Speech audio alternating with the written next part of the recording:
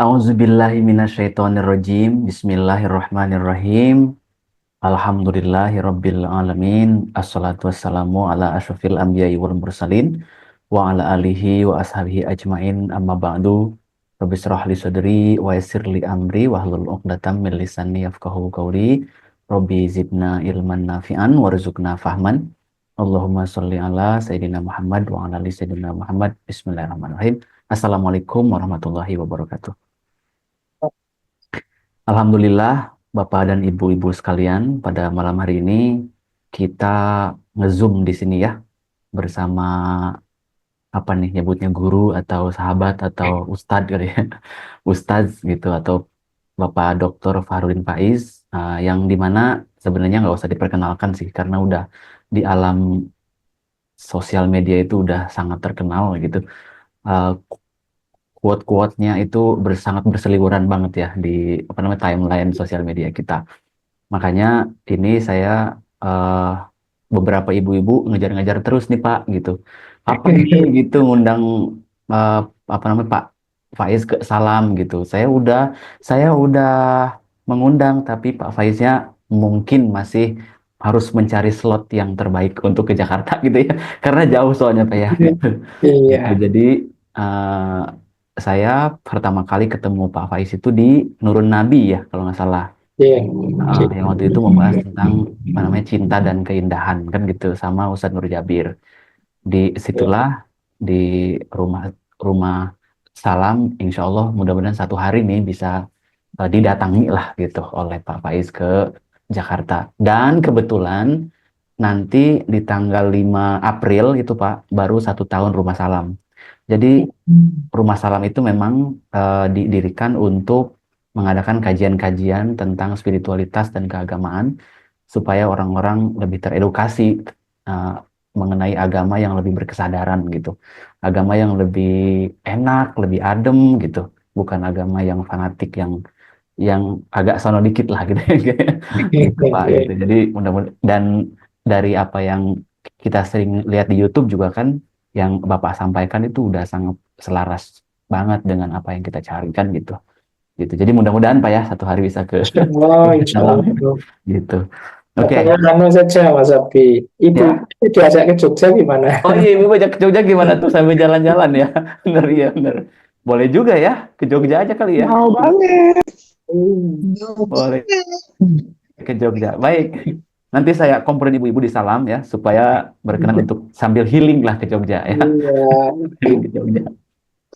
Eh, Malam hari ini itu kita diberi waktu oleh Pak Faiz untuk berdialog ya. Karena apa namanya pada saat saya meminta apa namanya tema, kata Pak Faiz ya udah terserah ikut aja gitu. Wah, itu kan biasanya kita gimana gitu ya. Dan apa namanya tema yang muncul kan udah pasti masih berkitar seputar puasa karena momennya kan masih ya. Karena kalau ngomongin tentang puasa di bulan yang lain tuh kayaknya nggak menarik ya Pak ya. Gitu. Aja di momen ini aja. Tapi tidak betul kemungkinan kan bisa melebar ke yang lain gitu ya.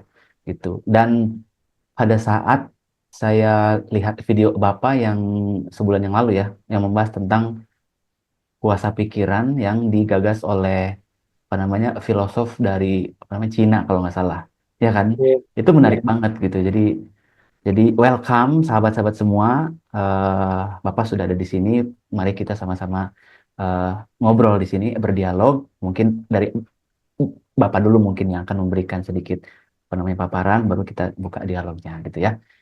Mari kita mulai dengan membaca sama-sama eh hening sejenak aja, lalu kita baca Al-Fatihah ya. Bismillahirrahmanirrahim.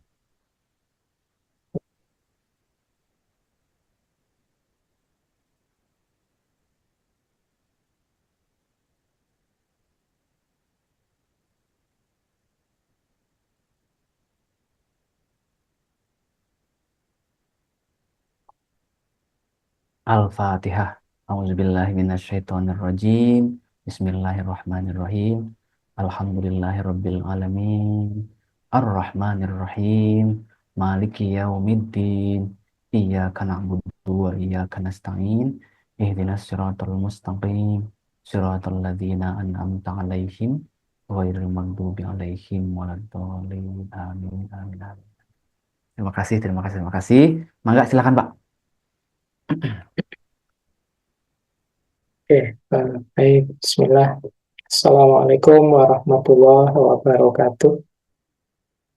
Waalaikumsalam warahmatullahi wabarakatuh. Waalaikumsalam warahmatullahi wabarakatuh. Baik, Bismillah, Alhamdulillah, Assalatu wassalamu ala Rasulillah, wa la haula wa la quwata illa billah. Baik, terima kasih Mas Abi, terima kasih Bapak Ibu sekalian. Malam hari ini kita bisa bertemu meskipun masih via Zoom ya, dengan segala kelebihan dan kekurangannya. Ya mohon maaf, saya masih sulit karena saya itu bisa bepergian jauh-jauh itu bisanya di akhir pekan. Cuma kebetulan akhir pekannya kok yuk penuh sampai September, kalau sekarang itu sudah isi. Nah kalau hari weekday, hari aktif, bisanya di Jogja karena ada banyak tanggungan di sini. Makanya tadi saya usul ibu-ibu saja lah yang ke sini, nanti bisa ketemu. Oke. Baik, kita ngobrol-ngobrol sebentar nggih hari ini tentang puasa. Saya share screen saja ya Mas Abu, Mas Ya, saya jadikan host. Abi biar kita bisa. Tunggu. Iya. Mana ya? Gimana caranya? Oke. Make co-host. Oke, sip. Sudah, Pak. Oke, baik. Biar ada yang dibaca, dicatat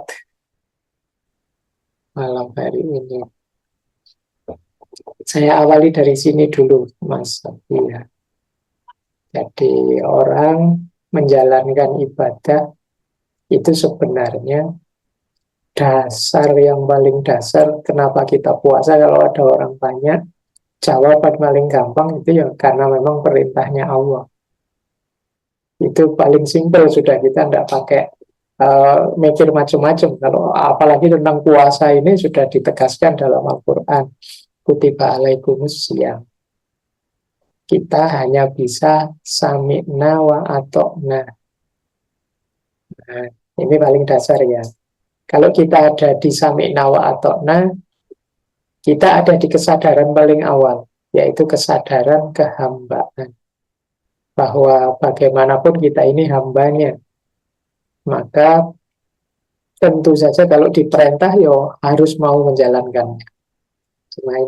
Cuma ini kesadaran awal, kesadaran dasar. Kalau hanya ada di sini, mungkin ibadah itu rasanya berat. Karena diperintah itu kan berat. Kewajiban itu kan rasanya kayak beban dalam hidup kita. Tapi ya minimal kita ada di sini, ini minimal. Kalau bisa, kita naik kelas. Naik kelas itu ada sami'na wa ato'na wa nafa'ana. Sami'na wa ato'na wa nafa'ana. Sami'na kami dengar, wa ato'na dan kami patuh, wa nafa'ana dan kami mengambil manfaat dari situ. Karena mari kita pastikan apapun perintahnya Allah pada kita, perintahnya Tuhan pada kita itu pasti manfaatnya besar untuk kita. Tidak mungkin Allah mewajibkan, memerintahkan sesuatu yang sia-sia, tidak ada gunanya. Apakah itu sholat, apakah itu puasa, apakah itu zakat, apakah itu haji, sedekah, dan lain sebagainya, itu pasti impact-nya, manfaatnya luar biasa untuk kita. Kalau kita ada di level 2 ini, biasanya lebih nyaman beribadah. Karena kita tahu ada hikmahnya apa, ada manfaatnya apa. Nah, ceramah-ceramah, kajian-kajian tentang puasa di sekitar kita hari ini itu ada di level 2 ini.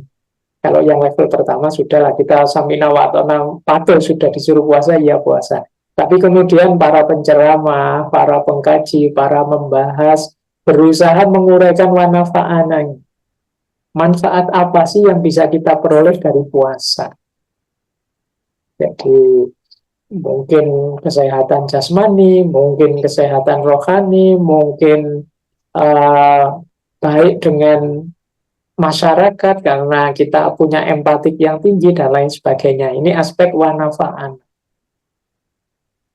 Jadi ini level 2 ya, level kemanfaatan. Saya menyebutnya ini kesadaran kemanusiaan.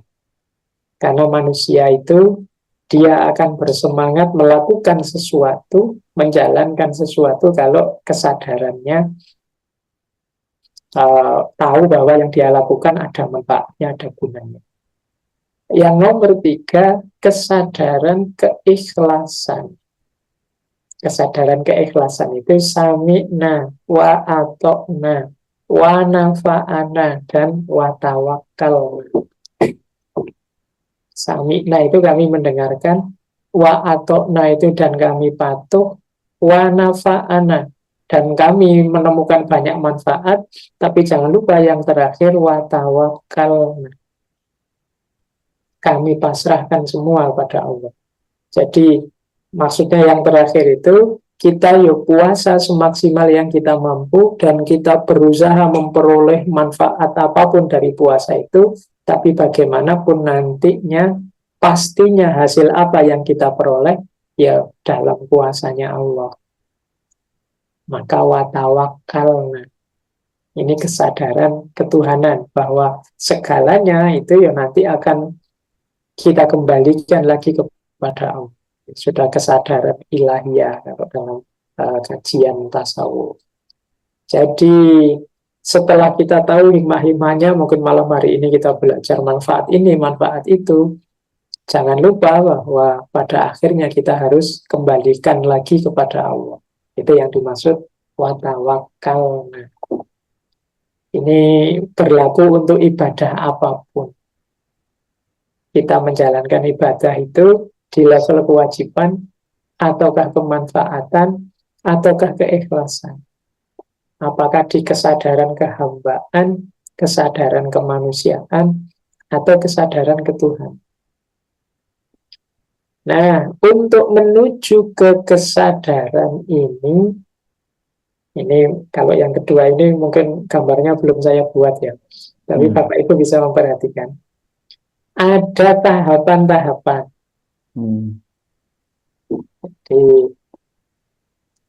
Di tahapan bagaimana kita mengimplementasikannya, termasuk untuk urusan puasa. Tahapan yang paling awal adalah kita sekedar menjalankan ibadah. Kalau puasa ya sekedar menjalankan puasa. Ini paling basic, paling dasar. Ini mungkin hubungannya dengan yang paling awal tadi, sami'na wa ato. Enggak, ini slide-nya masih belum ini, Ustaz. Yang slide ini belum saya buat. Okay. Ya. Okay. Jadi mungkin Bapak Ibu lebih fokus ya. Oke. Belum saya gambarkan, tapi bisa dibayangkan ya. Yang paling awal sekedar menjalankan puasa. Sebenarnya kalau pakai bahasa Jawa mungkin lebih mudah ya. Ngelakoni poso. Cuma menjalankan. Itu menjalankan itu tidak ada rasanya. Sama seperti HP kita yang ngaji, ya dia bisa ngaji, tapi kan tidak ada rasanya. Dia tidak ngerti apa-apa tentang ayat, tentang apa. Dia cuma bersuara saja. Sama seperti kita sering sholat itu gerak badan saja. Atau puasa itu dapat dietnya saja. Tidak ada rasa, tidak ada nilai yang kita peroleh dari sana. Ini level paling dasar berhubungan dengan kewajiban tadi. Nah, naik satu level yang berhubungan dengan kemanfaatan. Itu tidak sekedar menjalankan puasa, tapi rumusnya berubah. Jadi membutuhkan puasa. Saya perlu puasa ini. Demi apa saja, kan itu tadi ada wanafa'ana, kemanfaatan. Jadi saya butuh puasa ini. Karena dengan puasa saya sehat. Karena dengan puasa saya tenang. Karena dengan puasa saya, nah ini kita levelnya membutuhkan puasa. Ini level 2. Lebih lumayan dari yang pertama. Kalau ini sudah ada soul-nya, sudah ada jiwanya puasa itu, tapi ya sekedar karena memenuhi kebutuhan atau kepentingan kita. Level 2 ini resikonya apa? Kalau kita sudah merasa memperoleh kemanfaatan itu, kita malas lagi ibadahnya. Misalnya puasa membuat kita tenang loh. Begitu, saya sudah tenang dari dulu, saya nggak pernah gelisah, hidup saya nyaman. Itu rasanya puasa nggak ada gunanya. Terus kita males lagi puasa. Atau puasa itu ini sama seperti diet, kayak kita mengurangi berat badan. Itu nanti orang-orang yang kurus merasa, kalau gitu puasa gunanya apa buat saya, wong berat badan saya sudah kecil, saya sudah apa. Itu kalau berhenti di level kebutuhan. Misalnya ada lagi kalau ibadah itu sholat. Sholat itu tanha anil fasya wal mungkar. Sholat mencegah dari perbuatan keji dan mungkar. Ini kalau orang-orang yang baik merasa, saya sudah baik kok, saya tidak keji, tidak mungkar kok, terus gunanya apa sholat buat saya? Nah ini orang di level 2 itu lebih bagus sih dari yang paling basic tadi, sekedar kewajiban. Tapi ya itu tadi, kalau pamrihnya sudah diperoleh, mesti terus kecepatannya jadi berkurang, semangatnya jadi berkurang. Saya sudah dapat. Ya. Puasa itu melatih kita menyayangi orang miskin. Kan. Saya tiap hari menyayangi orang miskin, saya sudah sedekah, saya sudah itu. Jadi terus apa manfaatnya puasa? Oh, Ya, jadi nggak usah puasa lagi lah ya kalau sudah begitu nggak ya. usah, wong kita sudah hidup tenang, sudah bisa menahan diri, sudah bisa. Nanti jadi ke situ. Hmm. Itu sama kayak kita melakukan doa apa atau sholat apa biar rezekinya lancar. Itu kalau rezekinya sudah lancar, terus kita merasa buat apa sholat lagi, rezeki sudah lancar. Nah, ini level 2, lebih bagus dari yang pertama. Tapi ada satu level yang paling tinggi. Kalau di situ istilahnya kan keikhlasan. Kalau tadi membutuhkan cinta, yang paling tinggi ini membutuhkan puasa. Yang paling tinggi adalah mempersembahkan puasa. Jadi puasa itu bagian dari persembahan kita kepada Allah. Jadi orang yang ada di level tinggi ini, level 3 ini, dia tidak terlalu heboh dengan saya dapat manfaat apa, saya dapat keuntungan apa. Tapi dia lebih sibuk bagaimana saya harus puasa sebaik mungkin biar Allah ridho padaku, biar Allah senang padaku. Jadi puasa itu bagian dari persembahanku kepadanya. Jadi tidak sekedar menjalankan puasa, tidak sekedar membutuhkan puasa, tapi saya sekarang mempersembahkan puasa untuk Allah. Bayangkan kalau kita ngasih angpau ke saudara, ke itu kan pinginnya yang mereka senang, mereka gembira. Apalagi kita sedang ingin memberi sesuatu, mempersembahkan sesuatu kepada Allah.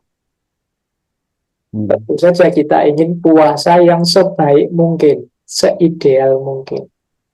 Ini level 3-nya yang sesuai rumus itu tadi. Ada kewajiban, kemanfaatan, keikhlasan. Dalam prakteknya ada orang yang sekedar menjalankan puasa, ada orang yang membutuhkan puasa, ada orang yang fokus mempersembahkan puasa. Kalau mempersembahkan ini sudah tidak mikir pamrih apa-apa lagi. Dia hanya ingin Allah ridho itu saja, terus dia lakukan sebaik mungkin. Karena persembahan itu harus wow, harus mewah, apalagi itu kepada Allah. Jadi berpuasa semewah mungkin. Oke, Bu Anca angkat tangan ya. Monggo Bu Anja, ada yang mau disampaikan, ditanyakan. Assalamualaikum warahmatullahi wabarakatuh. Ya, silakan Terima Bu. kasih Kang Abi, Mas Faiz. Yang saya pernah membaca ya Mas Faiz ya, puasa itu kan juga menjadi terapi kesantunan.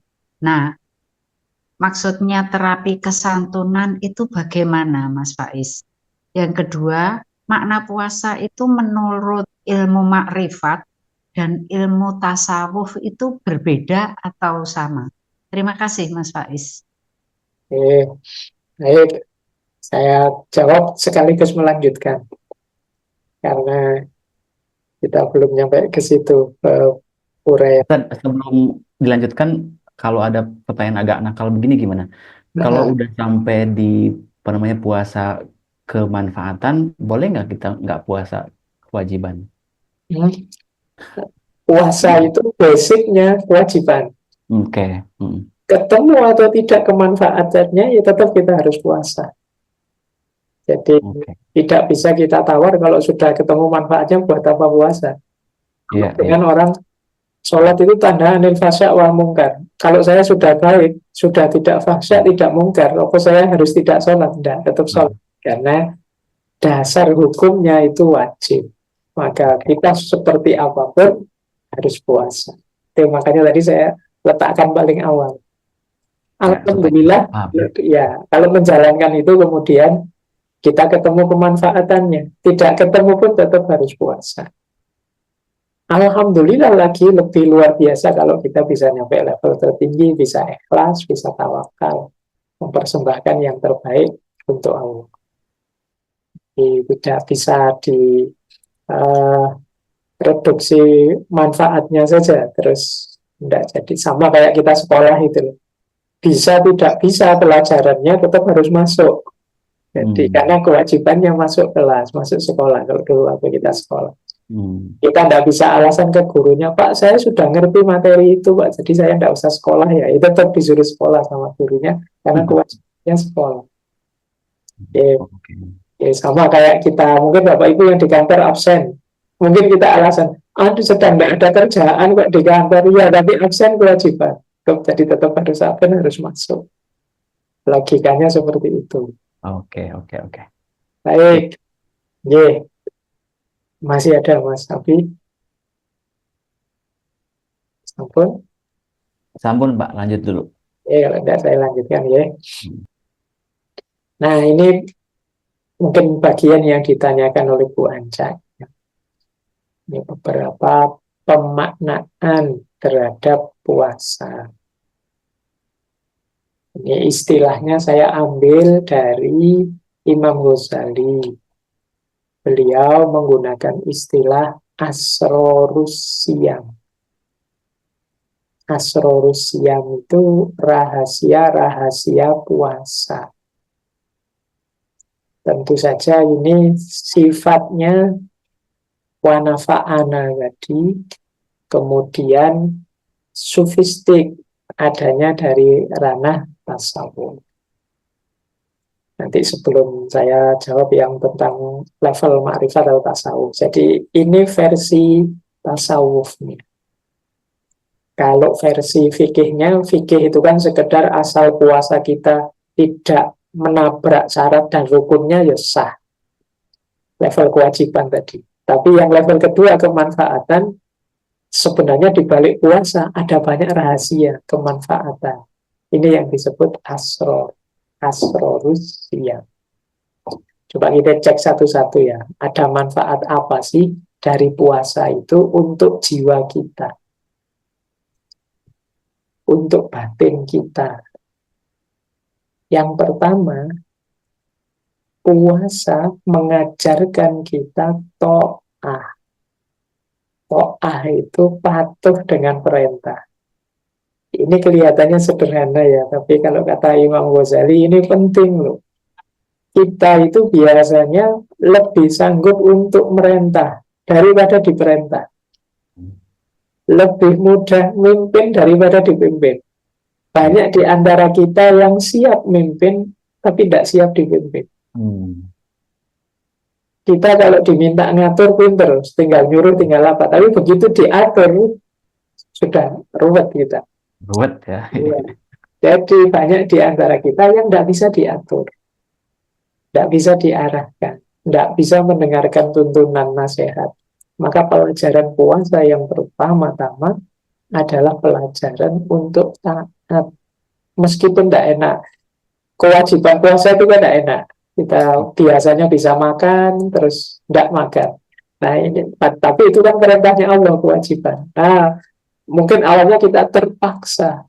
Tapi keterpaksaan di awal ini menguntungkan, kata Imam Ghazali, akan melatih jiwa kita untuk jadi orang yang bisa diatur. Dan ini sama pentingnya. Makanya kalau di Jawa itu, meskipun banyak dikritik orang, istilah wanita itu diartikan wani ditoto.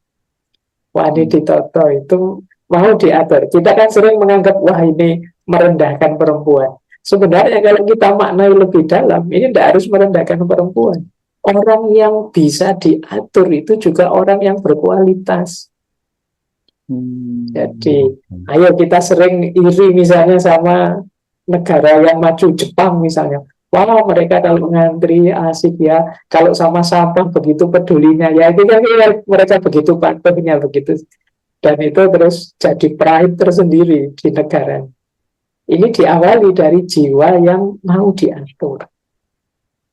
Nah, puasa mengajarkan pertama-tama semangat mau diatur. Beberapa kegalauan hidup kita mungkin karena kita punya jiwa agak ngeyel, susah diatur. Sehingga terus kita banyak kegelisahan-kegelisahan kita. Karena kita maunya ngatur, kita maunya yang harus jalan ya kebenaran, bukan kebenaran. Akhirnya kalau di organisasi ini sering jadi masalah. Maka kualifikasi to'ah itu penting dan puasa mengajarkan itu. Yang kedua, imsak. Nah, ini tiap sahur kita dengarkan kalimat ini. Imsak. Kemampuan menahan diri. Kemampuan ngerem. Ini juga rahasianya dalam. Kata Imam Ghazali, bahagianya manusia itu kuncinya di imsak. Kemampuan menahan diri. Kenapa begitu? Kalau kita perhatikan ya, kata Imam Ghazali, diri kita ini ada 3 aspek. Yang pertama, aspek perut ke bawah, yang beliau sebut nafas, nafsu. Yang kedua, aspek dada yang beliau sebut kolbu, isinya ambisi, keinginan. Kemudian aspek kepala, yang itu pikiran, akal. 3 hal ini bisa jadi anugerah untuk hidup kita, bisa jadi bencana. Kuncinya di imsak. Perut ke bawah misalnya, urusan makan, minum, menikah, kawin. Ini kalau kita tidak bisa menahan diri di 3 hal ini, bisa jadi bencana. Makan tidak tahu kapan berhentinya. Urut kok makan, terus itu masalah sih dalam hidupnya. Kawin juga begitu, tiap hari mikirnya kawin saja, itu masalah dalam hidup. Maka dia harus ngerti kapan ngeremnya. Itu imsak. Ya. Ambisi juga begitu, dada tadi ya, yang urusan kolbu tadi. Itu Ya. hasrat, ambisi, keinginan, itu kalau kita tidak bisa ngerem, itu bisa blunder. Yang semula cita-cita, target yang luar biasa bisa blunder, menjatuhkan kita sendiri. Kuncinya di imsak. Pikiran juga begitu, apalagi hari ini kita yang sering gelisah karena banjir informasi lah, konten-konten tidak mendidik lagi, kita hari kan bermasalah dengan itu hari ini. Ya. Kuncinya imsak. Kita menahan diri. Kalau kita tahu, alah saya mau buka ini, tapi nanti mesti isinya gitu-gitu, ya sudah, tahan diri untuk tidak nutul, tidak HP kita tidak kita buka misalnya. Ini imsak, menahan diri. Jadi kuncinya kebahagiaan itu di kemampuan kita menahan diri. Begitu kita lepas kontrol, lepas kendali, bencana sudah dalam hidup kita. 1 bulan penuh Allah mendidik kita untuk imsak. Nah, itu asrar yang kedua. Rahasia yang ketiga dari puasa adalah tiryak. Ini mohon maaf saya tulis langsung aslinya buat teman-teman. Pakai bahasa Arab ya, Zed. Ya, enggak, sambil latihan baca-baca sedikit-sedikit. Tiryak ini dari seorang tokoh namanya Syekh Waliullah Ad-Dihlawi. Beliau menyebut puasa itu tiryak. Tiryak itu kalau kita terjemahkan semacam detox, mengeluarkan racun. Jadi membersihkan jiwa kita, batin kita, pikiran kita dari kotoran-kotoran. Itu namanya tiryak. Jadi puasa ini berfungsi detox spiritual. Jadi pembersihan hal-hal yang mungkin menghalangi kita di hadapan Allah. Kalau kita puasa kan kita sibuknya tidak lagi dengan hal-hal yang negatif. Jadi yang negatif-negatif tergusur. Itu yang disebut tiryak. Biasanya kan kita ngomong jelek, kelakuan jelek, apa-apa jelek. Begitu puasa mau ngomong jelek kita tertahan. Iya ya puasa, nanti pahalanya rusak.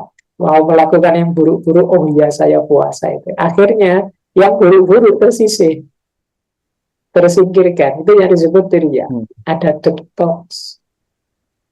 Nah, tergantikan oleh aktivitas positif, ibadah, dan lain sebagainya.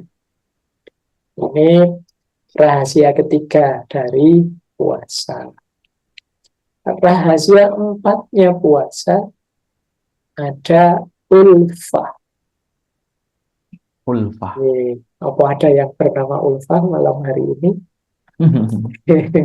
Yang di Jadi, awal itu malah saya membacanya itu teriyaki tadi. oh iya, mungkin itu yang dibawa oleh orang-orang Jepang itu jadi teriyaki. Hmm. Ya. Kalau ulfah Ulfah. itu artinya hati yang lembut, penuh kasih sayang. Itu ulfah. Mengapa bisa begitu? Orang puasa itu dia terus sadar tentang dirinya. Iya ya, ternyata saya itu lemah. Ternyata itu saya tidak hebat seperti yang saya banggakan selama ini. Wong nggak makan pagi sampai maghrib saja lemes kayak gini. Nah, ini kita mulai lembut, sudah mulai sadar bahwa kita ini tidak sehebat itu. Kita ini lemah, kita perlu banyak pertolongan, banyak bantuan orang lain, pertolongan Tuhan dan lain sebagainya. Kita semakin lembut, kemudian kita juga melihat saudara sesama kita yang mungkin miskin, mungkin sengsara, kita sadar, wah mereka mesti juga sengsara. Saya cuma 1 bulan ini, itu pun karena menahan diri, bukan karena tidak ada. Mereka tidak makan beneran, mereka susah beneran hidupnya. Kita jadi lebih lembut. Itu yang disebut ulfa. Dengan hati yang lembut ini, kita lebih bisa menerima diri kita dengan segala kekurangan. Ini manfaatnya puasa. Kemudian yang kelima, asrorus siyam itu riyadho. Ini kata Imam Ghazali, ini penting riyadho ini. Allah itu memberi momen kita 1 bulan full untuk melatih jiwa, sehingga nanti keluar dari bulan puasa kita bertransformasi jadi orang yang lebih baik. Mengapa sih kok 1 bulan, kok tidak 1 hari saja, atau 1 minggu, atau 1 bulannya diloncat-loncat misalnya. Tiap bulan 3 hari, atau 2 hari 2 hari, nanti kan akhir tahun sudah pas 30. Kenapa dikumpulkan? Karena riyadho, latihan. Jadi latihan itu nggak bisa kalau loncat-loncat, misalnya sehari ini latihan, besok sebulan depan lagi latihan, itu nggak akan jadi. Kalau ingin jadi, rutin diistiqomahkan. 1 bulan cukup sudah untuk riyadho. Kalau kita ingin berubah, misalnya, Pak, saya ingin dari pemarah jadi orang penyabar. Ini kan perlu latihan. Nah, kita asumsikan kalau dalam 1 bulan kita latihan sabar, tiap hari latihan sabar, insya Allah 1 bulan lumayan sudah hasil. Tapi kalau kita loncat-loncat, misalnya sekarang latihan sabar Pak hari ini, besok enggak lagi. Bulan depan lagi saja. Bisa tiba-tiba kayak gitu, tidak akan sukses riyadhah kita. Itu rahasianya kenapa 1 bulan penuh. Karena ada makna riyadhah, latihan.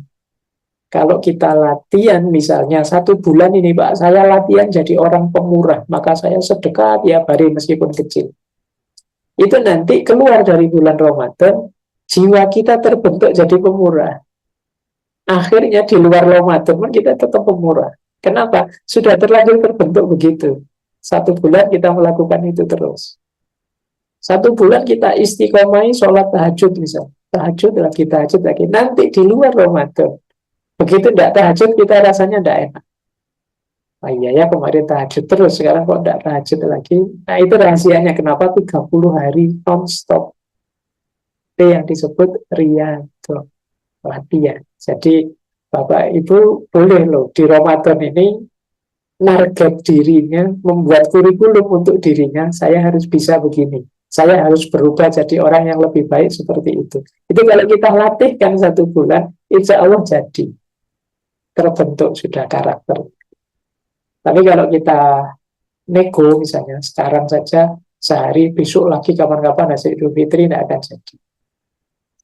Nah, ini makna dari riyadhah. Kemudian 3 yang terakhir ini normal ya, sering kita dengar. Ada mukorobah. Mukorobah itu kita jadinya lebih dekat dengan Allah. Mukorobah itu kan ikhtiar semakin mendekat. Jadi kenapa lebih dekat dengan Allah? Ya karena kesibukan kita itu lebih banyak ibadahnya bulan ini. Akhirnya kita tambah dekat, tambah dekat. Terus ada lagi sihah, kesehatan. Ini juga banyak sudah ya diceramahkan di mana-mana bahwa dengan puasa kita sehat. Yang biasanya asam lambung malah aman kalau bulan puasa ini. Saya termasuk yang alami itu. Saya punya sedikit lambung. Kalau puasa malah aman. Tapi kalau tidak puasa, jam 10 itu lupa sarapan, sudah melintir sudah. Tapi puasa Ya. malah aman. Ini di antara hikmahnya puasa. Jadi kesehatan, sihat. Terus junnah, itu bukan jannah ya. Junnah. Junnah itu benteng. Orang yang puasa itu sebenarnya sedang membangun benteng dalam dirinya terhadap hal-hal yang buruk. Ya contohnya sederhana, kalau kita puasa misalnya, mau ngomong jelek tentang orang, kan terus kita sadar, oh iya ya puasa. Nggak pantas saya, masa orang puasa ngomong jelek-jelek. Nah, berarti dia membentengi kita. Mau melakukan yang negatif-negatif, iya ya saya puasa. Jadi dia semacam benteng. Jadi Bapak Ibu, ini Asrorus Siyam. Tentu saja ini perspektifnya sufistik. Ya. Perspektifnya para sufi. Nah, tadi saya lengkapi. Pertanyaannya Bu Anca tentang, Pak, gimana kalau level makrifat? Ini saya uraikan versinya Imam Ghazali juga, cuma ini lagi-lagi slide-nya belum saya buat. Jadi, menurut Imam Ghazali, puasa itu ada 3 tingkatan. Ini mungkin Bapak Ibu pernah dengar ya. Ada puasanya orang awam, ada puasanya kelompok khawas, ada puasanya kelompok khawasul khawas. Nanti kita tengok bedanya ya. Kalau puasanya orang awam, itu level paling rendah, yaitu puasa dari yang membatalkan puasa saja, tidak makan, tidak minum, tidak berhubungan suami istri. Hanya ini yang dilihat. Tapi mungkin maksiat yang lain, dosa yang lain tetap jalan, tidak diperhatikan. Ini puasa awam namanya. Naik satu level, ada puasa khawas. Puasa khawas itu puasa yang puasa tidak hanya fisiknya, tidak hanya perutnya, mulutnya, tapi juga batinnya. Jadi tidak hanya puasa lahir, tapi juga puasa batin. Nah, to'ah, insya, tiryat, ulfah, riyadah, mukorobah, sehah, junah.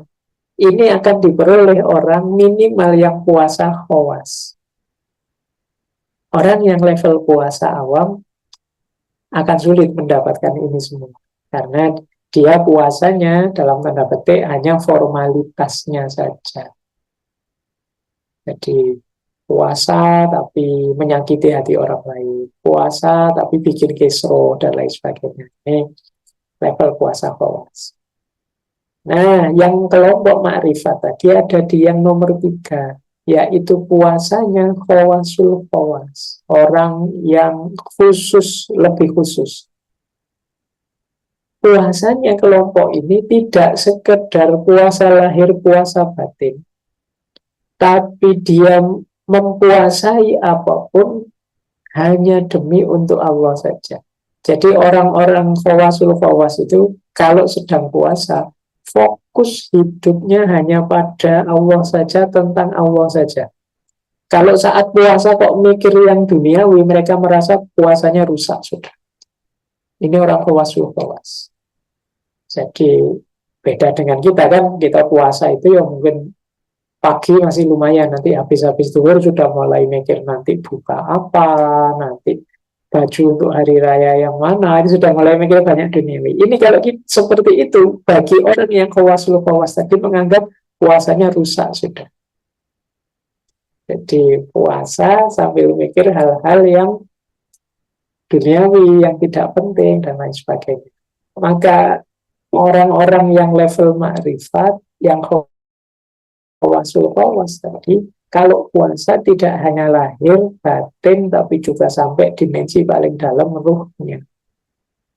Yang itu dia lakukan dengan cara menyingkirkan semua hal-hal duniawi yang tidak penting. Yang tidak penting itu mungkin boleh sih, tapi tidak ada gunanya, ditinggal juga, sehingga tersisa hanya Allah saja. Nah, kalau bisa seperti ini, kita termasuk kelompok khawasul khawas. Jadi puasa yang tidak peduli lagi hal-hal duniawi, fokus hanya pada Allah saja. Bahkan lalai atau lupa dengan Allah sebentar saja, mereka merasa pahala puasanya rusak. Ya, jadi Bapak Ibu ayo dicek ya, kita ada di mana sih, kita ini kelompok awam, atau khawasul khawas dalam puasa kita. Kita sudah ketemu manfaat apa dari puasa kita? Ta'ah, insaf, firyak, dan lain sebagainya. Baik. Ada pertanyaan Bapak Ibu? Silakan Bapak Ibu kalau mau ada pertanyaan dulu. Ya, Tapi di sini kita nggak ada alat buat ngecek ya, kita puasanya di mana ya. Masing-masing aja ngecek sendiri ya, Wanca. sendiri-sendiri. Jangan Sendiri nanti aja. ketemunya awam semua seperti saya. Awam semua nanti ya, gitu. Silakan kalau ada pertanyaan dulu. Ya, Biar kita ada naik. nggak? Kira-kira silakan. Ya, Kalau mau mencapai puasa yang sampai ke roh itu berarti banyak melakukan kontemplasi atau tahanut atau meditasi gitu ya Pak. Ya. Jadi tahanus, meditasi itu hanya medianya. Yang harus dilakukan, ini saya jelaskan lagi ya biar lebih detail lagi. Apa sih yang harus kita lakukan biar puasa kita masuk ke level paling dalam? Yang pertama, yang paling dasar, paling basic adalah mari kita membersihkan diri dari dosa dan kemaksiatan. Ini paling basic ya. ya. Tidak mungkin kita bisa dengan bergelimang dosa dan kemaksiatan. Semoga tidak ada yang protes, karena saya kadang diprotes, Pak, apa ada manusia itu tidak punya dosa? Tidak melakukan kemaksiatan. Ya, tidak ada manusia yang sempurna, tapi paling tidak mari tidak berdosa dan tidak bermaksiat secara sengaja. Mungkin kelepasan, hilaf sebentar, tapi segera balik lagi, bertobat lagi. Tapi jangan secara sengaja. Secara sengaja itu tahu itu salah, tahu itu dosa, ditabrak saja. Allah tidak apa-apa, nanti tobat. Allah tidak apa-apa, cuma sederhana saja. Nah, ini yang bermasalah. Jadi mari kita semaksimal mungkin mengurangi dosa dan kemaksiatan. Oke. Kalau sudah ini lulus, naik satu level lagi. Mari kita bersih dari segala hal yang sia-sia. Jadi boleh sih, tapi itu nggak ada gunanya buat apa. Nah, ini kita bersihkan dari itu. Jadi, biar tidak menutupi, menghijab kita, kalau bahasanya orang sufi ya, di hadapan Allah. Ini coba kita cek dalam sehari-hari itu kita melakukan apa saja, dan apakah yang kita lakukan itu sesuatu yang ada gunanya atau tidak. Nyekel TikTok jam-jaman misalnya, itu kira-kira ada gunanya apa tidak ya. Kalau tidak ada, yuk, ayo kita kurangi. Kita kurangi. Biar waktu kita isinya hal-hal yang memang manfaat. Karena itu akan mengotori. Oke, ini level 2-nya. Jadi setelah bersih dari dosa dan kemaksiatan, terus bersih dari hal-hal yang boleh sih sebenarnya, tapi tidak berguna, tidak ada manfaatnya. Oke, naik satu level lagi. mari kita bersih-bersih dari keterikatan.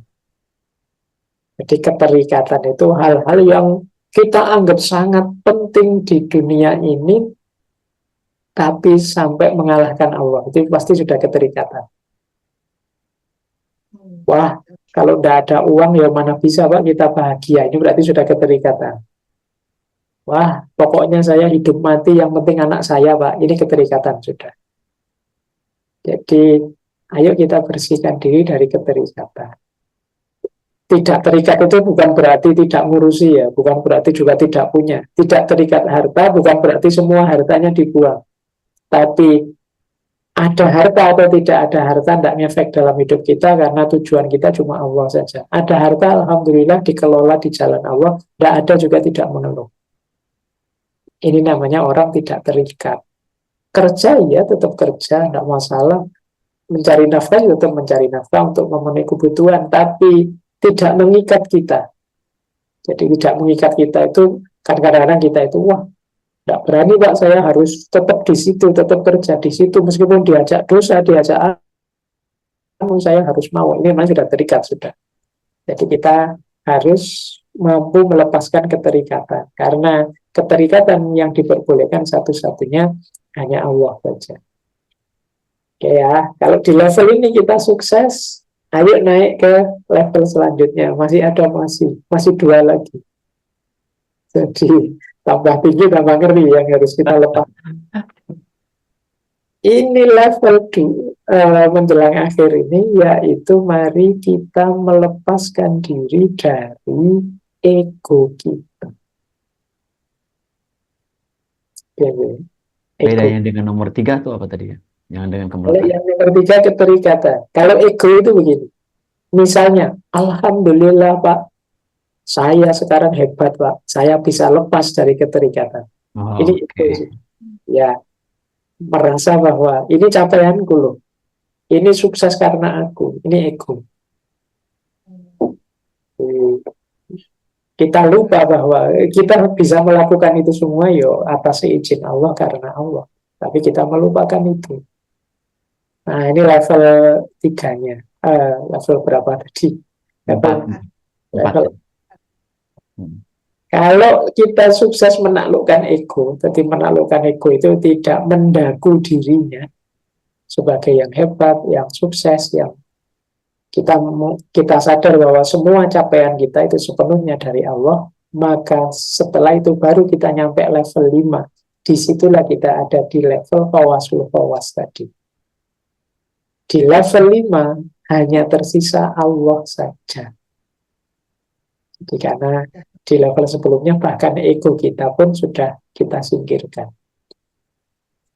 Disitulah kita misalnya puasa, ya kesibukan kita puasa itu tentang Allah saja, bukan tentang buka puasa, bukan tentang baju lebaran, bukan tentang mudik kemana, sudah. Ini orang seperti ini kalau dalam tasawuf, orang yang sudah tajrid. Tajrid itu orang yang bisa melepaskan semua keterikatan duniawi. Keterikatan itu bukan berarti tidak punya, seperti saya tegaskan lagi ya, tidak terikat. Sufi itu ya banyak yang kaya raya, banyak yang termasuk mewah hidupnya, tapi mereka tidak terikat. Tidak terikat itu seandainya harta itu tiba-tiba ada orang butuh perlu, mereka tidak akan segan memberikannya. Habis pun mereka tidak masalah, karena mereka sudah tidak terikat lagi. Baik, jadi itu gambarannya. Bahwa untuk menuju ke sana Pak, mungkin saya perlu nyepi sebentar, perlu meditasi, perlu apa, monggo. Tapi tidak sekedar meditasinya. Jadi tidak sekedar ritual apa mindfulnya mencari ketenangan, tapi isinya itu. Membersihkan diri dari dosa, membersihkan diri dari hal yang tidak ada gunanya, membersihkan diri dari keterikatan, terus membersihkan diri dari ego kita sendiri, baru nanti kita sampai di titik Allah. Itulah gambarannya puasa fawasul fawas. Baik. Oke. Hmm. Ada lagi ibu-ibu? Ibu, Ya, silakan Mas Henry. Selamat malam Pak Faiz. Selamat malam Pak Hendri. Pak Faiz, kalau dari perintah itu Pak Faiz, seakan-akan wajib yang menerima, dalam tanda kutip mungkin beban ya. Jadi begitu masuk Ramadan harus melakukan sesuatu, kemudian mulai ngitung-ngitung kapan Lebaran, dan Lebaran itu dianggap wah happy gitu, udah selesai tugasnya gitu loh Pak Faiz. Nah, tapi mungkin sebagian orang ini seperti Pak Faiz yang bicarakan tadi, ini kebutuhan saya, ini yang saya mau, cuma dia, cuma lepas, hasbi Allah, cuma itu yang saya mau. Di sini kesempatannya, saya happy dan saya memang ini yang kita inginkan. Aku cinta dia, dan kebetulan setahu saya Pak Faiz ini jagonya cinta. Itu dari kita Pak Faiz. Bagaimana dari perintah ini? Tuhan itu seperti apa? Makna cinta dari Tuhan itu apa? Mungkin dia yang tahu. Saya menyuruh seperti ini bukan karena kamu harus, tapi ada cinta. Nah, boleh disampaikan Pak Faiz, kira-kira seperti apa maknanya? Makasih Pak Faiz. Terima kasih Pak Hendri. Jadi Allah tentu saja sangat tahu apa gunanya puasa untuk kita. Wong kita saja menggali sendiri ketemu sebanyak itu. Kalau Allah mestinya jauh lebih ngerti apa manfaatnya puasa untuk kita. Karena Allah sangat mencintai kita, Allah khawatir kalau hal yang sepenting ini, seluar biasa ini kita lewatkan. Maka oleh Allah ditegaskan, wajib lah. Bayangkan kalau Allah hanya bilang, ya kalau mau puasa silahkan, tidak mau juga silahkan. Itu mesti kita milih tidak puasa. Dan itu Allah tidak mau kita begitu, karena Allah sayang dengan kita, maka diwajibkan saja, karena ini penting. Persis sama ketika kita yang cinta pada anak-anak kita, kemudian mewajibkan anak-anak kita belajar. Ayo kamu belajar, HP ditinggal, tidak boleh main HP lagi. Itu bukan karena kita ingin menyiksa anak kita, karena kita tahu manfaatnya belajar untuk anak kita. Tidak apa-apa dia tersiksa sebentar dengan belajar itu, tapi dia akan panen keberhasilan karena manfaatnya belajar luar biasa. Dari sisi si anak itu mungkin merasa, ini orang tua ini menyusahkan saya saja. Tapi orang tuanya tahu, tidak apa-apa kamu kesusahan sekarang, tapi besok kamu akan sukses. Ini saya lakukan karena aku cinta padamu. Kalau aku cuek padamu, terserah kamu mau main HP, mau tidak belajar, suka-sukamu saja. Itu kalau saya tidak cinta. Tapi karena aku cinta sebagai orang tua padamu, yo aku suruh ini, suruh itu, tugaskan ini, tugaskan itu. Kadang-kadang bahkan Allah itu sampai ngasih iming-iming. Ayo, siapa melakukan ini dapat surga nih. Siapa melakukan ini pahalanya ini nih. Jadi itu sebenarnya iming-iming kita. Persis kalau kita sama anak kita. Nanti kalau ranking 1 tak beliin ini loh, tak ajak jalan-jalan ke sini loh. Itu kan padahal targetnya kan bukan jalan-jalannya, targetnya bukan dibelikan apa, tapi pinternya dia dengan belajar.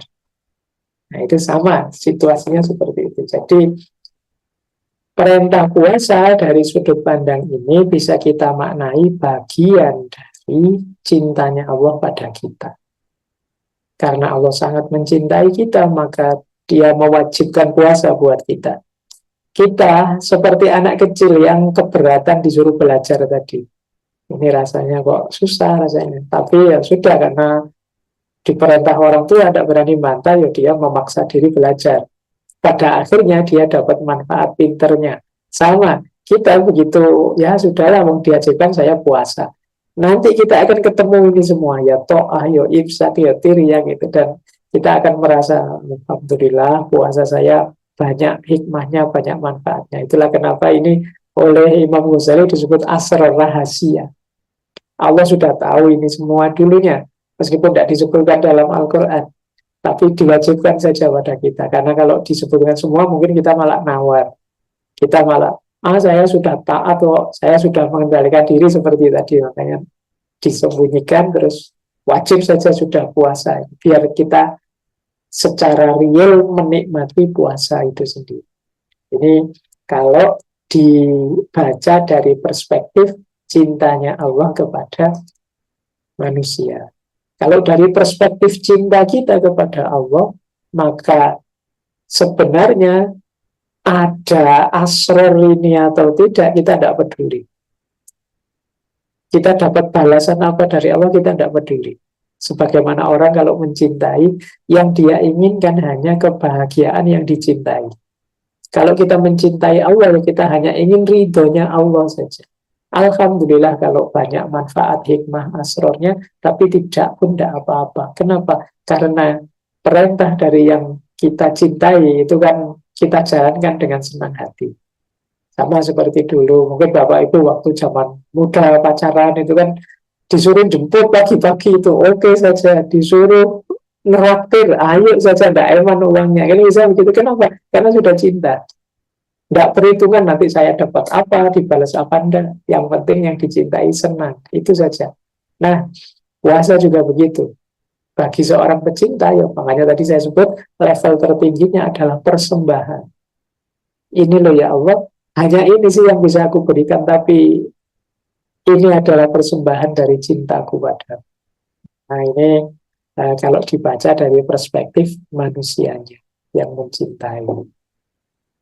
Baik, itu dia Pak Hendri tentang Ya, keren banget jawabannya ya. Dan selama ini mungkin yang kita butuhkan adalah ya pengetahuan tentang menuju ke arah sana, Pak ya, sehingga pikiran kita yang tadinya liar banget dengan pengetahuan kan jadi langsung menerima, oh ternyata Tuhan sayang banget gitu kan sama sama sama kita nih. Ini juga ada atau apa ya? Aku sangat mencintaimu karena itu cintailah hanya aku dari Bu Asni Juwita.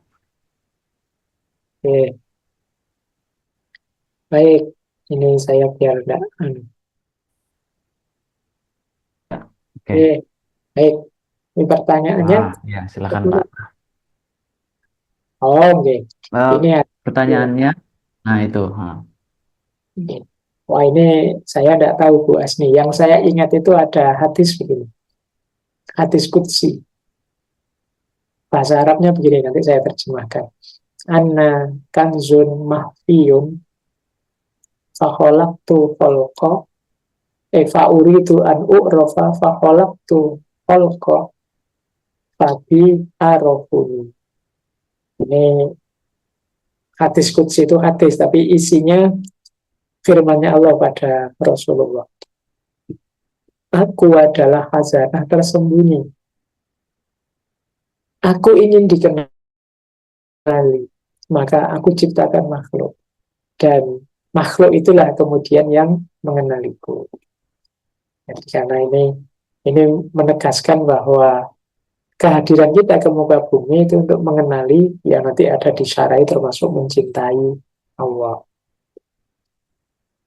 Yang jelas begini, mari kita yakini apapun perintahnya Allah, apapun yang oleh Allah ingin kita lakukan, kita jalani, itu dasarnya adalah cintanya Allah pada kita. Bukan kebutuhannya Allah, karena Allah tidak butuh apa-apa. Allah menetapkan itu karena Allah tahu kita memerlukan itu. Jadi seperti kita pada anak-anak kita, seperti saya ilustrasikan tadi. Bayangkan, Allah itu sejak kita diciptakan sudah sangat cinta dengan kita. Malaikat protes pun dibantah oleh Allah. Ketika malaikat protes, ataj'alu fiha mayyufsidu fiha wa yasfiku dima. Apa engkau menciptakan makhluk yang hanya merusak dan mengalirkan darah di muka bumi? Allah jawabannya, aku lebih tahu apa yang engkau tidak tahu. Itu kan kayak orang yang sedang jatuh cinta terus diingatkan, masa kamu cinta sama orang itu? Terus kita jawab, alah, aku yang lebih tahu dia. Kamu tahu apa tentang cinta? Jadi yang pertama itu Allah sangat membanggakan kita. Bahkan ada dalam Al-Quran itu fragmen para malaikat disuruh sujud pada Adam. Ini menunjukkan betapa Allah itu sangat mengistimewakan kita. Kita diberi fasilitas paling mewah, akal budi kita, pikiran kita. Ini tidak ada di makhluknya yang lain. Maka manusia yang bisa membangun peradaban di muka bumi ini dengan akal budinya. Itu pun Allah masih khawatir kita macam-macam. Salah jalan, salah rute, dan lain sebagainya. Akhirnya Allah menurunkan juga kitab suci sebagai pedoman kita. Padahal dengan akal kita bisa menemukan banyak kebenaran. Itu pun Allah masih tidak tega. Kita diberi kitab suci sebagai petunjuk. Itu pun Allah masih, ini jangan-jangan nanti tidak mau dibaca atau salah membacanya. Terus Allah mengutus Rasul juga untuk membacakan, untuk mencontohkan, meneladankan, mengajarkan isinya kitab suci. Itu sumber cintanya Allah. Allah itu kalau kita melakukan dosa, melakukan salah, tidak langsung dihukum, ditunda, ditunggu sampai kita bertobat. Allah akan sangat gembira kalau ada hambanya yang bertobat. Di kitab tasawuf itu ada ilustrasi di salah satu hadis. Jadi Rasulullah bilang gembiranya Allah kalau ada hambanya yang bertobat itu seperti gembiranya musafir. Jadi yang sangat kelelahan terus tertidur. Begitu dia bangun tidur, untanya hilang. Padahal ini di tengah padang pasir. Terus dia nyari kemana-mana, untanya tidak ketemu-ketemu, sampai kecapean tertidur lagi. Begitu dia terbangun, ternyata untanya sudah ada di dekatnya. Itu kan gembiranya luar biasa. Jadi kalau kita jadi musafir, di tengah padang pasir, capek ketiduran, unta hilang. Kita cari kemana-mana sampai kelelahan, tidak ketemu-ketemu. Terus kita ketiduran. Begitu kita bangun, ternyata untanya sudah di sebelah kita. Itu kan gembiranya melonjak luar biasa. Jadi ini di hadis Nabi dijelaskan begitu. Loh, gembiranya Allah kalau ada hambanya bertobat kembali padanya itu seperti itu. Jadi ini beberapa ilustrasi saja untuk menegaskan betapa Allah itu sangat mencintai kita. Yang sering tidak imbang adalah cinta kita kepada Allah. Kita itu sudah dicintai sedemikian rupa oleh Allah, zat yang maha segalanya, tapi kita masih jual mahal. Ya, jadi kita masih tidak total, tidak sungguh-sungguh, tidak serius untuk membalas cintanya Allah. Bahkan kita melakukan sedikit saja kebaikan ini, kebaikan itu pun kita pamrihnya luar biasa. Minta dibalas ini, minta dibalas itu. Kita lupa padahal Allah itu sudah tidak henti-hentinya memberi kita macam-macam. Jadi ini penegasan saja gitu, Bapak Ibu. Mari kita sadari bahwa Allah itu sangat mencintai kita. Tinggal bagaimana kita membangun cinta kita kepada Allah. Allah itu dulu kan ada kisahnya di Isra Mi'raj itu kita diminta 50 kali menghadap Allah dalam sholat. Itu bahasa saya itu Allah ingin senantiasa ketemu dengan kita. Tapi terus karena Rasulullah ceritanya kan dialog dengan Nabi Musa, khawatir umatnya. Dan itu memang benar ya, kita sekarang 5 waktu saja pontang-panting, kadang bolong dan lain sebagainya. Itu seperti apa ya, kalau kita dulu punya pacar terus janjian ketemu, begitu ketemu atau lupa ketemu akhirnya tidak jadi ketemu, dia sudah nunggu kita tidak datang, betapa kecewanya. Atau datang sih tapi cuek, tidak peduli. Di depannya ada kekasihnya, dia pikirannya kemana-mana, ngomong ngelantur tentang apa, itu kan kecewa sekali yang di kita. Itu saya membayangkan, untung Allah itu maha penyayang, maha sabar, senantiasa sayang dengan kita apapun yang kita lakukan. Allah masih tetap menunggu balasan cintanya dan menunggu cinta kita kepadanya. Itu sih pertanyaannya Bu Asni tadi, bahwa ya, kita memang diminta oleh Allah untuk mencintai. Allah sudah sangat mencintai kita. Ditunggu cinta kita padanya. Baik. Oke, keren banget ya jawabannya. Itu Oke, terima kasih katanya Pak Faiz atas jawabannya. Mungkin boleh lanjut dulu atau ada pertanyaan? Lanjut dulu ya. Mungkin ada yang mau disampaikan sebentar lagi dari Bapak mungkin di slide itu. Ini saya lanjutkan. Ya, ha.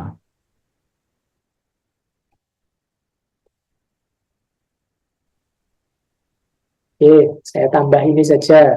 Ya, siap. Lebih praktis.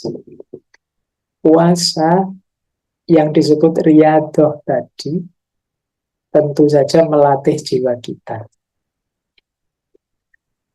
Ini saya ambil dari beberapa tokoh, saya gabung-gabung, saya beri judul ini pribadi apa ya? Saya mau pakai istilah pemuasa, pemuasa itu mungkin tidak pas ya.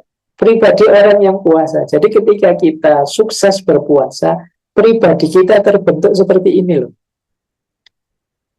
Jadi nanti ayo kita cek ya. Kita sudah begini belum? Kalau kita sudah bisa membentuk diri kita seperti ini, berarti sukses puasa kita. Yang pertama, ini saya ingat dari seorang sufi namanya Syekh Hasan Al-Basri.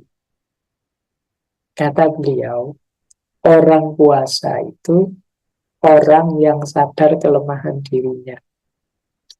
Maka dia tidak sombong, dia murah hati. Dia orang yang selesai dengan dirinya. Cirinya apa? Wajahnya teduh dan banyak senyum.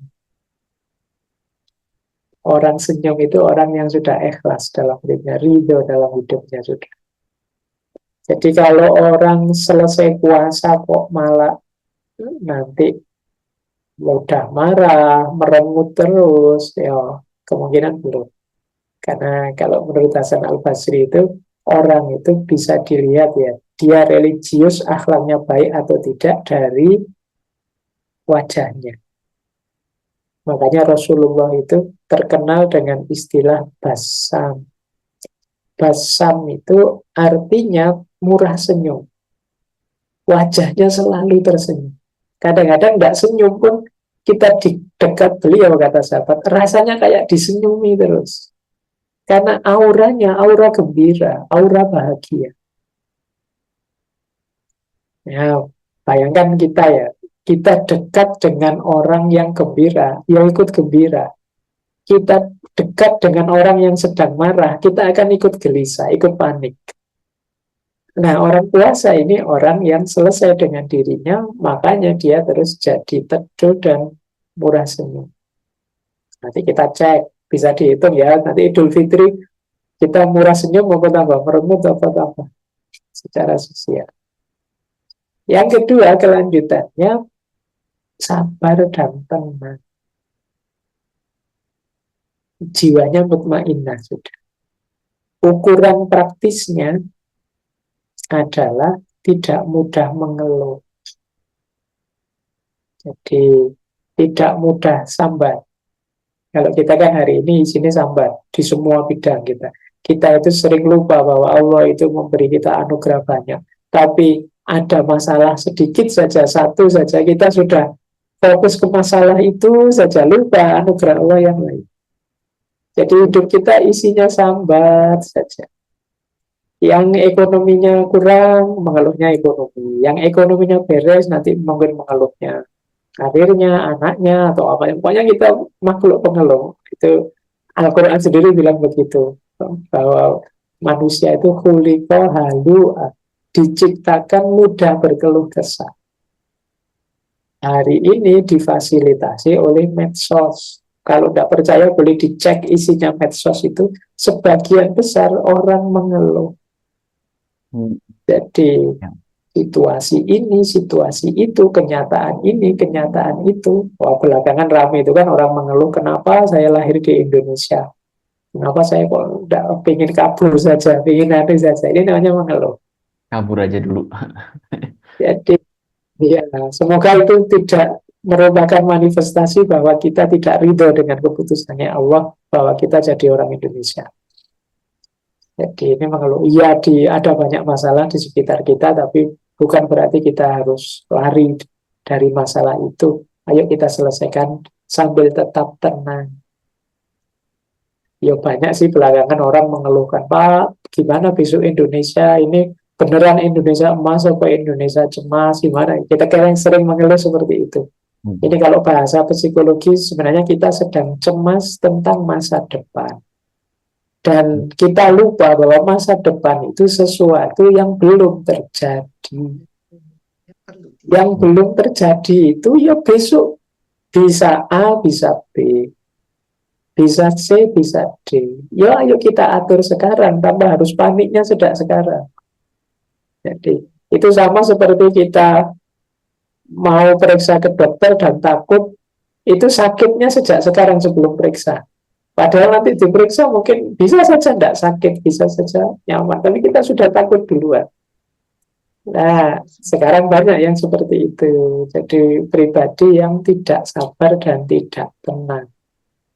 Sehingga kita capek tiap hari lihat orang mengeluh lagi, mengeluh lagi.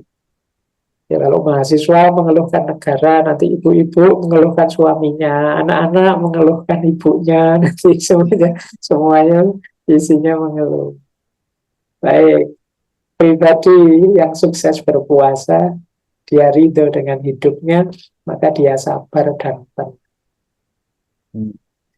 Kemudian orang yang sukses puasa itu punya kualitas disiplin dan kendali diri yang tinggi.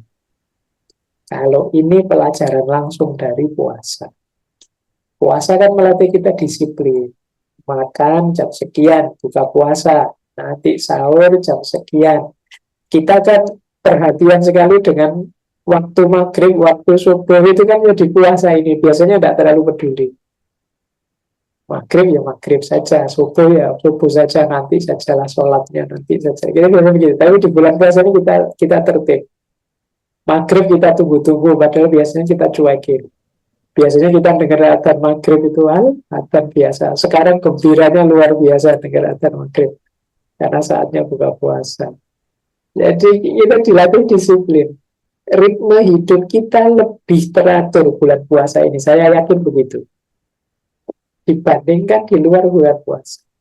Ini secara tidak langsung Allah melatih diri kita untuk disiplin dan terkendali. Seperti tadi loh, mau yang jelek-jelek, masa puasa melakukan yang jelek-jelek, mau yang negatif-negatif, masa puasa negatif-negatif, kendali diri kita canggih.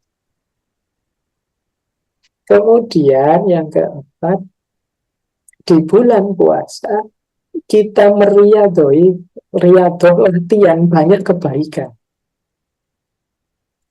Akhirnya apa? Setelah keluar dari bulan puasa, harusnya kalau riadohnya sukses, kita ringan untuk menjalankan kebaikan dan berat kalau diminta melakukan keburukan.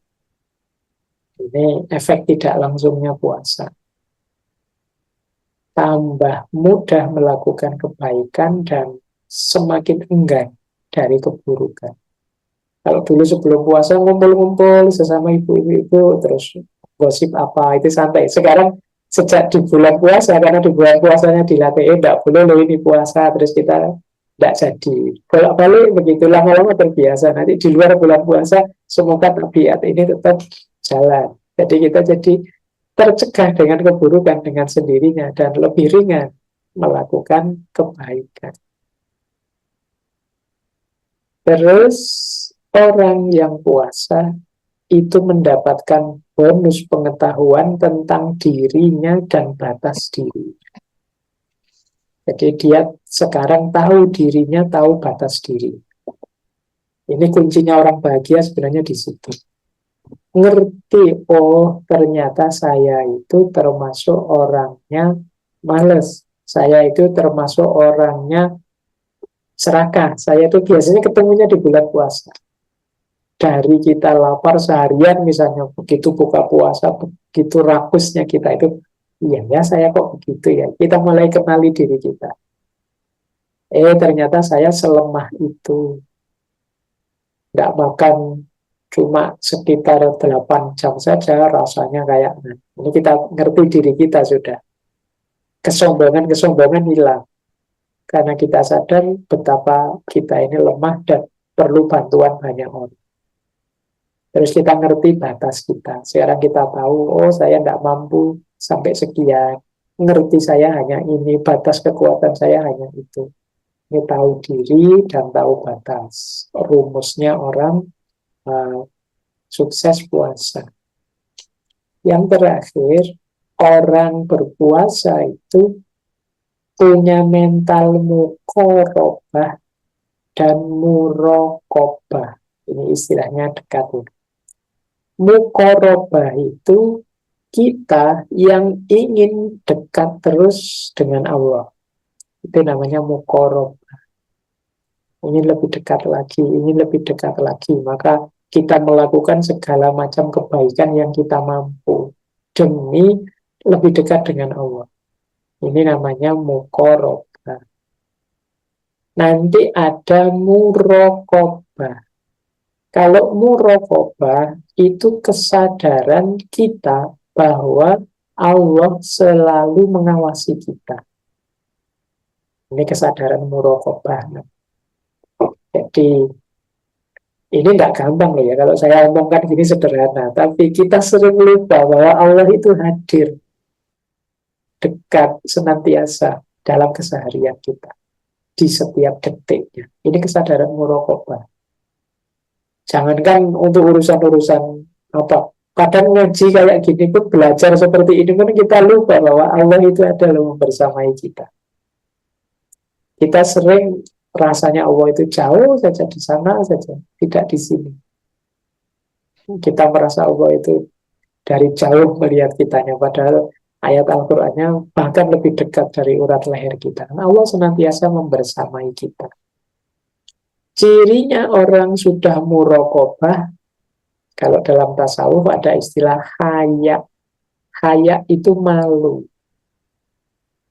Jadi orangnya punya rasa malu yang besar. Jadi orang sadar diawasi Allah itu malunya besar. Karena dia mau melakukan yang negatif-negatif, yang tidak pantas, tidak sopan, yang jelek, itu dia enggan. Kenapa? Sadar dilihat oleh Allah. Jadi makanya kunci keterkendalian diri itu banyak dirasa malu.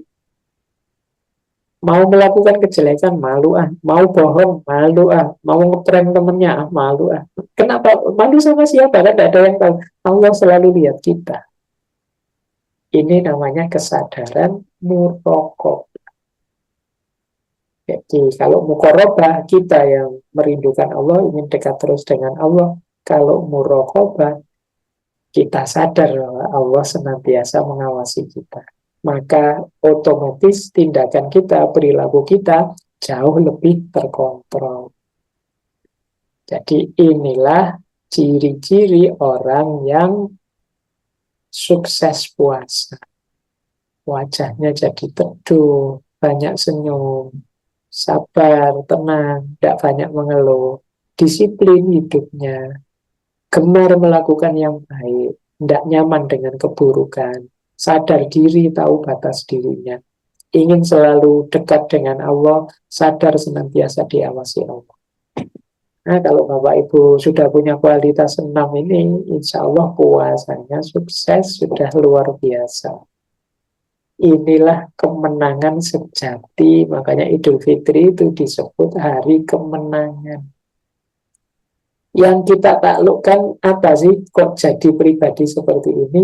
Ternyata yang kita taklukkan itu hanya diri kita sendiri. Jadi yang kita kalahkan itu diri kita sendiri. Jadi kalau ada orang bilang Idul Fitri itu hari kemenangan, menang dari siapa? Menang dari diri kita sendiri. Kita bisa menaklukkannya. Kita tidak memanjakannya. Kita suruh dia tidak makan, tidak minum. Kita suruh dia tidak melakukan ini, tidak melakukan itu. Dan mau. Itu kemenangan besar. Karena biasanya tidak mau. Karena nafas kita itu, ambisi kita itu biasanya meluap-luap. Kalau disuruh yang macam-macam, biasanya tidak mau. Buktinya apa? Kalau di luar Ramadan diminta puasa sunnah, ya pontang-panting kita. Sunnah saja Pak, tidak ada Pak. Di luar Ramadan kita sering kalah. Tapi di bulan Ramadan ini kita menang, kita beneran puasa dan sukses. Apalagi kalau kita bisa membuahkan pribadi yang seperti ini. Oh, itu kemenangan sejati sudah di Idul Fitri. Makanya sebutannya Idul Fitri, kembali ke fitrah lagi, jadi manusia yang otentik lagi. Baik, Mas Abi. Itu dulu nih, Bapak Ibu, monggo ini Ya, waktunya ya, kurang. Boleh, Bapak Pak. Ibu silakan ya. Ya, Oke, silakan. Boleh. Ya, Boleh, Kang Abi. silakan Pak Yonan. Ya, maka. Ya. Assalamualaikum warahmatullahi wabarakatuh. Pak Faiz, salam. Kang Abi.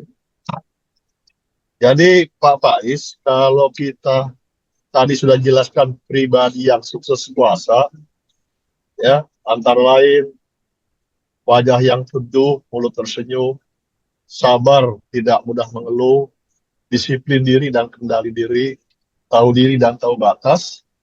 Ini juga dimaksudkan juga dari tujuan puasa surat Al-Baqarah ayat 183, la'allakum tattaqun, Pak Faiz.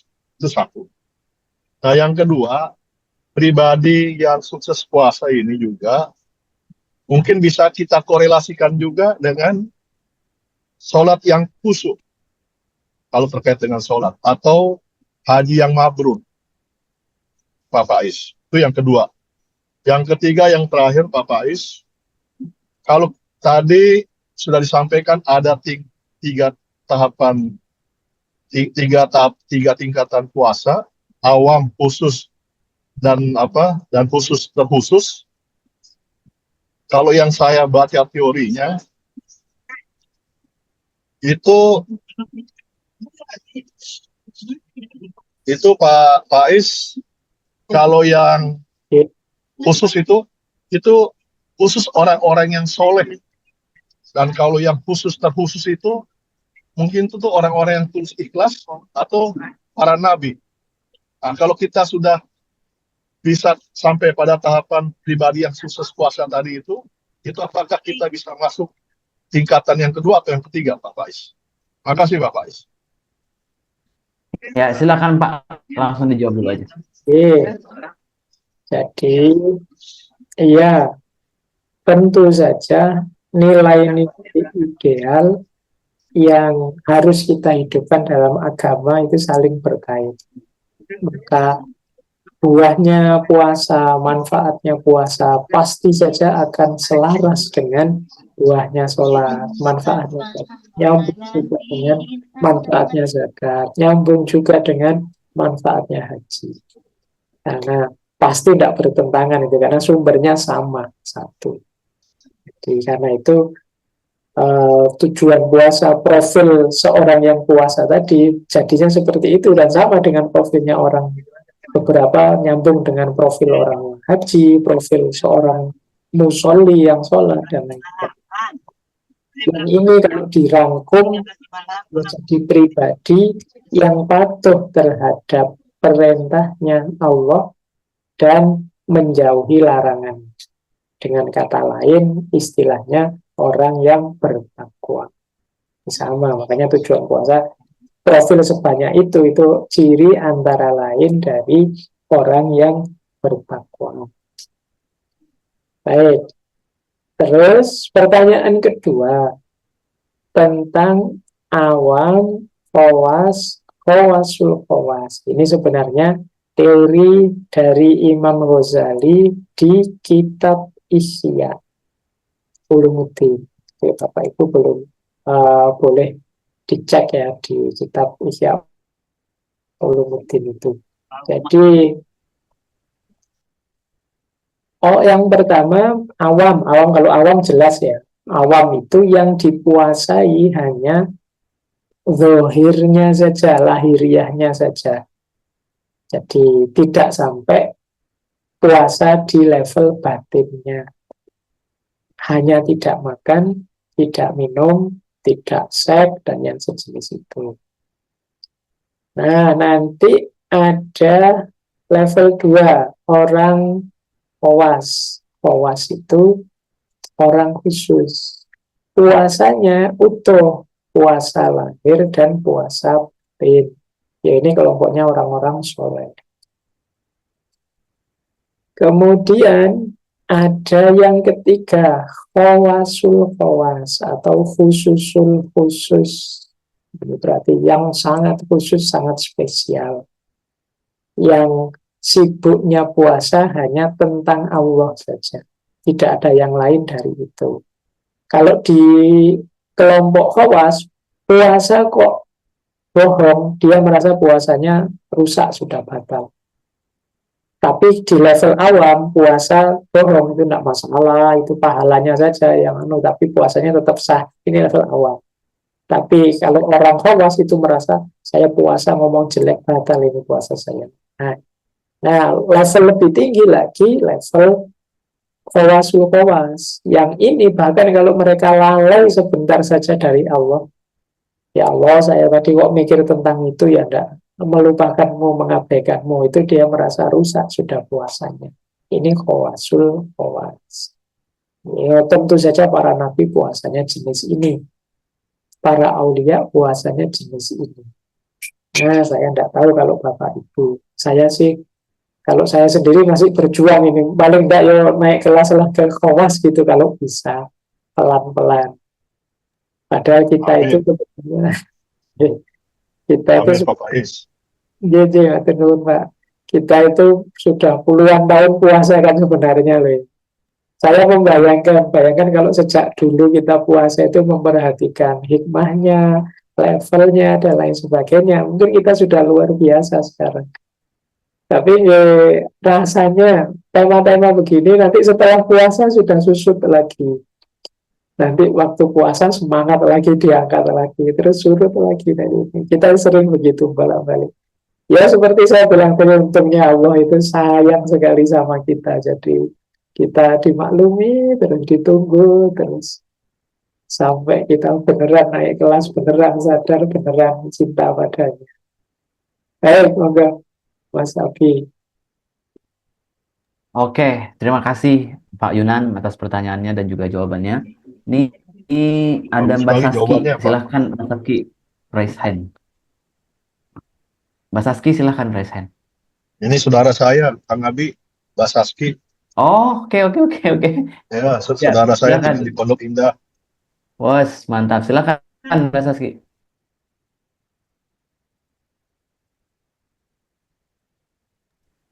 Di unmute dulu itunya. Apa namanya? Mic-nya. Nah, oke, sip. Assalamualaikum Pak Faiz, saya dengan Saski. Tadi saya meng-highlight kata-kata Pak Faiz yang bilang kalau cinta manusia tidak imbang dengan kepada Allah, kepada cinta kita kepada Allah tidak imbang. Yaitu salah satu contohnya adalah sudah berbuat baik, masih minta balasan ini dan itu. Nah, yang saya ingin tanyakan adalah selama ini kan saya taunya berdoa itu adalah selalu meminta kepada Allah gitu. Nah, terkait dengan yang Pak Faiz bilang tadi, jadi bagaimanakah doa yang sebaik-baiknya kalau tidak dengan meminta gitu, Pak Faiz? Kira-kira Pak Faiz. Assalamualaikum warahmatullahi wabarakatuh. Waalaikumsalam. Saya tanggepin ya. Jadi Allah sendiri karena sangat mencintai kita, Allah sendiri yang menawarkan kepada kita, mintalah, berdoalah. Untuk bumi astajib laku. Kalau engkau minta, pasti aku beri. Persis sama dengan kalau kita pada anak-anak kita atau yang kita cintai. Minta apa saja mesti saya beri. Kalau saya beri. Itu tanda cintanya Allah. Menyuruh kita minta padanya. Apapun yang kita minta. Itu kalau dari posisinya Allah. Dari posisi kita berdoa dan meminta pada Allah, itu mari kita maknai bukan kita merentah Allah, yang pertama. Yang kedua, bukan kita merasa pemberiannya Allah kurang. Karena Allah sudah segalanya diberikan untuk kita. Jadi, apa sih yang tidak Allah berikan untuk kita? Juga bukan karena kita punya pamrih macam-macam dengan ibadah kita. Jadi bukan kan banyak orang itu yang nego dengan Allah. Ya Allah, saya sudah sholat ini loh, saya minta ini kok dikabulkan. Ini menegokan ibadahnya, amal baiknya. Jadi saya sudah baca surat ini sekian kali loh, saya minta sekarang tolong dikabulkan. Kayak kayak kita tawar menawar dengan Allah. Ini karena kalau kita melakukan itu ya tidak akan imbang. Pemberian Allah sudah sangat banyak ke kita. Pemberian kita sekecil itu saja kita minta dikembalikan dalam bentuk yang kita inginkan, ini itu dan lain sebagainya. Maka kalau saya yang penting ayo minta, ya tetap kita berdoa pada Allah, tapi mental mintanya kita ubah. Jadi mindset kita ketika berdoa itu seperti tadi ya. Yang pertama, ya Allah, ada redaksi doa yang unik itu. Aku berdoa karena aku tahu Engkau suka kalau aku minta padamu. Makanya doa itu sunnahnya diawali dengan Alhamdulillah. Terus baru sholawat, terus baru doa, kan begitu. Kenapa Alhamdulillah dulu? Sebenarnya kita sudah bersyukur, ya Allah, pemberianmu sudah sangat banyak padaku. Tapi aku punya kebutuhan, punya keinginan ini sekarang. Tanpa harus memaksa pada Allah ya. Biasanya doa itu di belakangnya ya kita pasrahkan pada Allah. Semoga engkau kabulkan sesuai keinginan.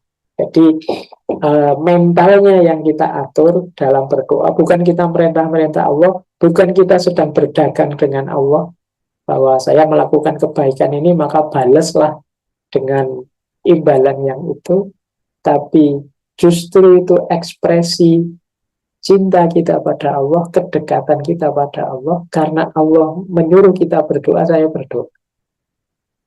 Dan saya yakin tanpa berdoa pun sebenarnya Allah sudah tahu kok apa keinginan kita. Maka doa itu bagian dari ekspresi cintaku kepada. Nah, ini mindset namanya. Jadi bukan kita merintah-merintah Allah. Nanti kalau saya dulu pernah ada, mungkin bisa dicari YouTube-nya ya, saya pernah bahas satu sesi itu tentang doa. Itu 2 jam tema tentang doa itu. Yang antara lain, saya masih ingat ada kalimat doa yang menurut saya indah, bagus. Jadi isinya begini, ya Allah, berilah aku kekuatan untuk bisa mengubah apa yang bisa aku ubah.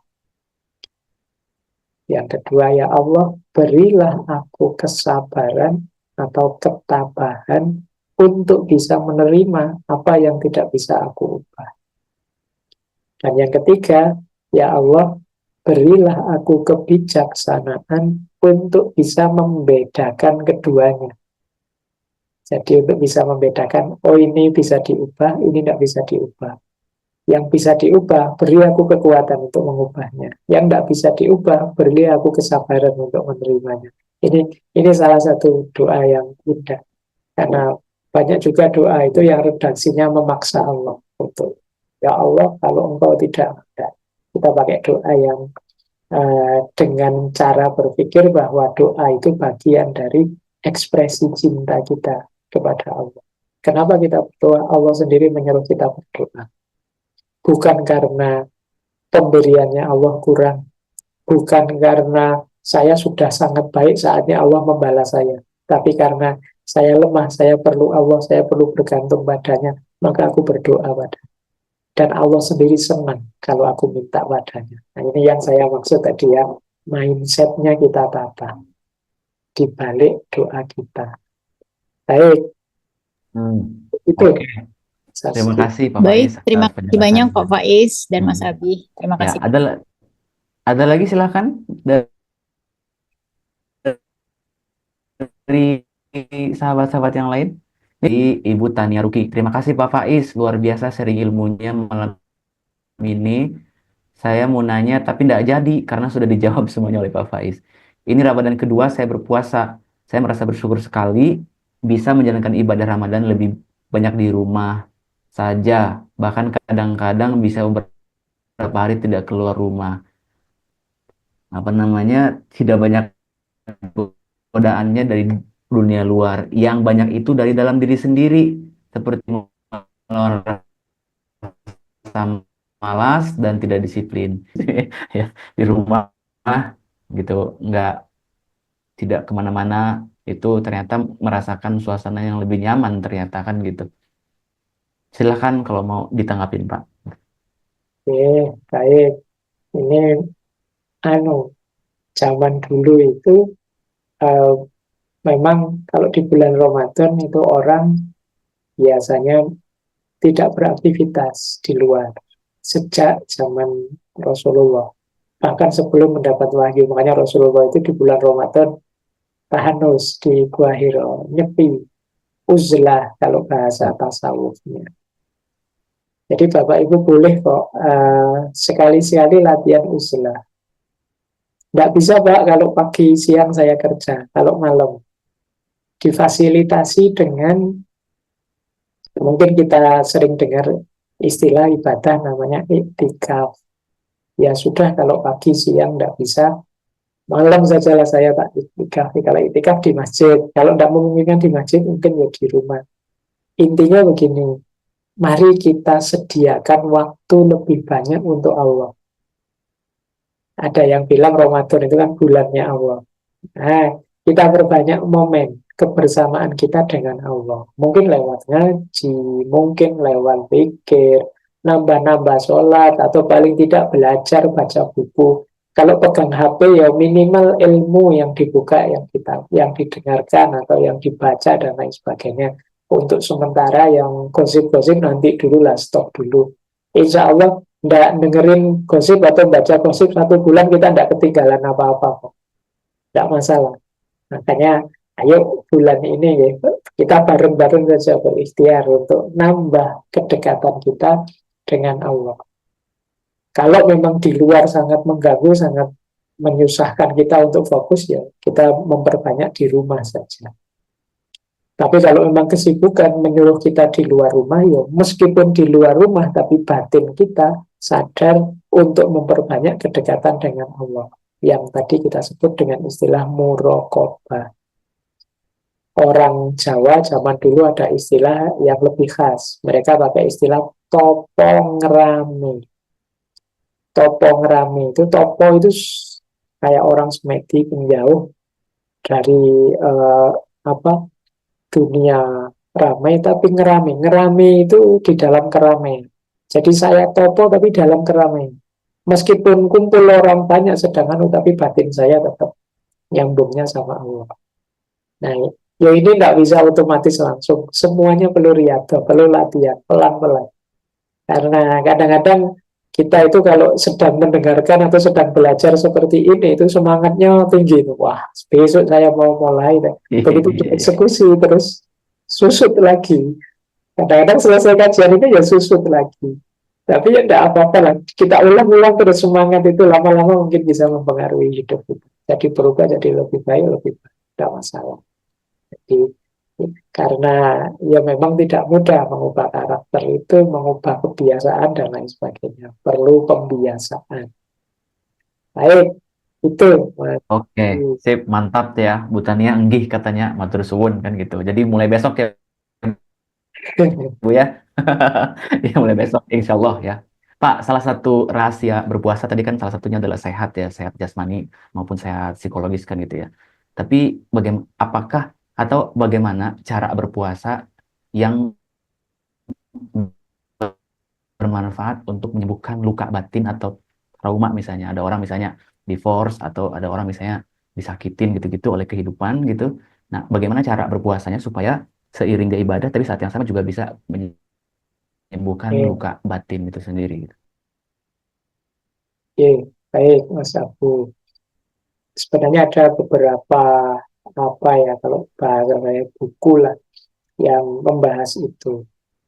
Jadi memang di antara hikmahnya puasa adalah kesehatan mental. Jadi jiwa yang tersakiti, kegalauan dan lain sebagainya. Coba pelan-pelan ya, ini seingat saya. Jadi hubungannya apa puasa dengan kesehatan mental? Yang pertama, puasa membantu kita mengelola emosi lebih positif. Jadi puasa itu manajemen emosi kita lebih bagus daripada di luar puasa. Seperti tadi, kita jadi pinter menahan diri Kita tidak ngegas terus. Kita ngerti kapan harus break, kapan harus... Ini puasa mengajarkan. Dan ini positif untuk kesehatan mental. Jadi, makanya Bapak Ibu boleh kok nanti setelah Ramadan ini masih memperbanyak puasa lagi. Demi kesehatan. Apakah itu lahir, apakah itu batin. Tentu saja kesehatan efeknya ya, tujuan utamanya tetap Allah. Karena memang kondusif untuk kesehatan mental kita. Dengan berpuasa, kita tercegah dari banyak hal-hal yang negatif dalam aspek emosional. Kemudian puasa juga memutus kebiasaan-kebiasaan rutin kita sebelumnya yang kadang-kadang itu mengacaukan pikiran kita, mengacaukan batin kita. Sudah terlanjur rutin begitu, Pak. Akhirnya berhentinya susah. Nah, puasa membantu kita untuk berhenti tadi. Pak, saya itu ya karena siklus kerja saya begini, tidak ada istirahatnya, tidak ada itunya. Nah, momen puasa ini membantu kita mencarikan, apa kalau bahasa anak hari ini, me time. Momen untuk diri kita. Jadi, momen untuk kita menikmati hidup kita sendiri. Tidak terbelit oleh ritme hidup yang kemarin sudah berjalan.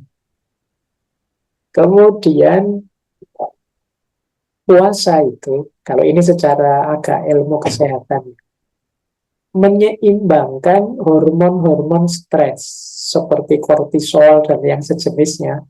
Ini jadi seimbang, membuat kita lebih nyaman. Kemudian ada beberapa hormon yang lain itu juga ikut tumbuh, khususnya hormon kebahagiaan. Sehingga kita lebih mudah bahagia saat puasa. Kita bayangkan ya, yang paling sederhana. Kenapa sih lauk misalnya, yang kalau di luar bulan puasa itu kita melihatnya biasa saja, tapi di bulan puasa itu kita rasanya, kenapa? Kita lebih mudah bahagia di bulan puasa. Hal-hal kecil bisa membuat kita bahagia sudah. Ini di antara psikologisnya orang yang sedang puasa. Kemudian yang paling membuat orang bisa tenang dengan puasa adalah kesadaran ilahiyah. Kesadaran ilahiyah itu kesadaran hadirnya Allah tadi. Orang itu kalau sadar Allah hadir dalam hidupnya, tentu saja mungkin dia sedih, mungkin dia gagal, mungkin dia galau. Tapi begitu sadar hadirnya Allah, dikembalikan lagi pada Allah, maka yang semula negatif bisa jadi netral. Ah, iya sih, kalau memang sudah ketetapannya Allah, bisa apa kita? Semua sudah kehendaknya. Kita lebih tenang. Hadirnya Allah juga membuat kita terhalangi dari putus asa. Ada banyak orang yang drop sampai putus asa, bahkan ingin mengakhiri hidupnya, seolah-olah sudah tidak ada solusi lagi. Ini pasti orang yang lupa bahwa masih ada Allah. Kalau bagi Allah yang Maha Kuasa, apa sih yang tidak mungkin? Nah, ini jadi kesadaran ilahiyah ini membantu mental kita lebih sehat. Bayangkan kalau kita tidak punya Tuhan, semuanya diukur dari kekuatan kita. Sementara kekuatan kita terbatas, daya kita terbatas, maka kita akan lebih mudah stres, lebih mudah tertekan, lebih mudah depresi. Untungnya kita punya kesadaran ilahiyah. Dan yang membuat mental sehat lagi karena puasa adalah saat kita berpuasa tadi loh, kita sadar diri, tahu batas. Kita ngerti, wah ini di luar batas kita Pak, ya sudah saya mundur. Ini lebih bahagia. Kadang-kadang ada orang tidak ngerti batasnya, ditabrak saja semuanya. Akhirnya dia rusak sendiri hidup. Nah, dengan puasa ada momen introspeksi, momen memahami diri. Terus kita kenal, oh saya itu tipe orang yang misalnya baper, mudah tersinggung. Nah, itu kita sekarang ngerti batas kita. Maka saya tidak usah dekat-dekat teman yang itu. Kalau dia ngomong nyelekit, nanti saya jadi tersulut. Kita mulai bisa memetakan diri kita. Jadi lebih nyaman. puasa membantu kita tahu diri, tahu batas tadi. Baik Mas Abi, itu beberapa sih yang saya ingat dari manfaat puasa untuk kesehatan mental kita. Nah yang Ya, jelas pasti saja dengan kita mulai misalnya mengurangi makanan, tidak hmm. melakukan yang jelek-jelek, tidak melakukan yang negatif-negatif, itu untuk mental kita lebih sehat. Itu Mas Abi. Oke, oke Pak Faiz, terima kasih banyak. Silakan teman-teman kalau masih ada pertanyaan, kita masih ada waktu ya, beberapa menit lagi jika ada. Ini juga ada komentar juga nih dari Mas Heru. Subhanallah, Pak Faiz saja bilangnya masih puasa, apa awam ya, apalagi saya. Oh, gitu ya. Kita semua di sini pembelajar ya untuk sampai ke puasa yang benar-benar yang dimaksud oleh Allah itu ya. Jadi bareng-bareng. Iya, silakan masih ada lagi teman-teman jika ada.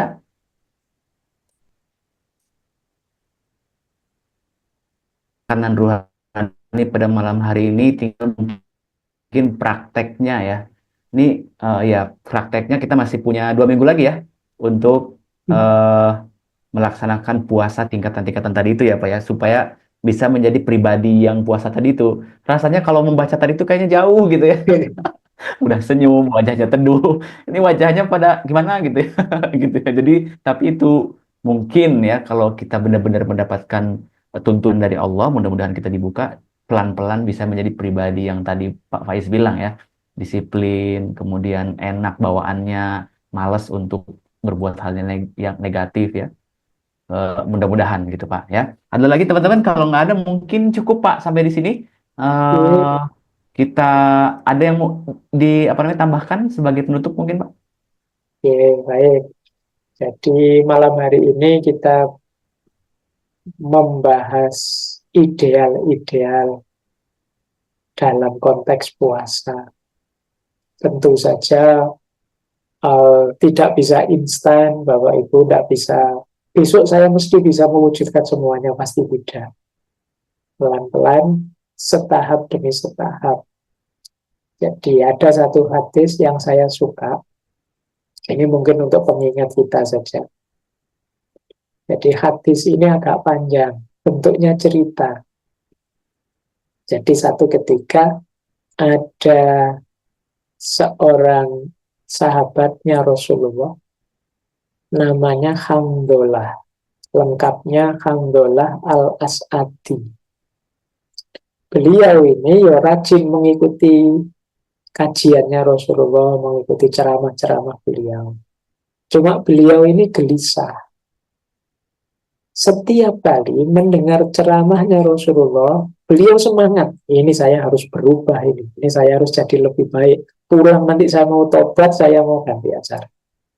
Tapi begitu pulang ke rumah, ketemu anak istri lagi, ketemu ritme hidup yang biasanya, ya kembali ke setelan awal lagi.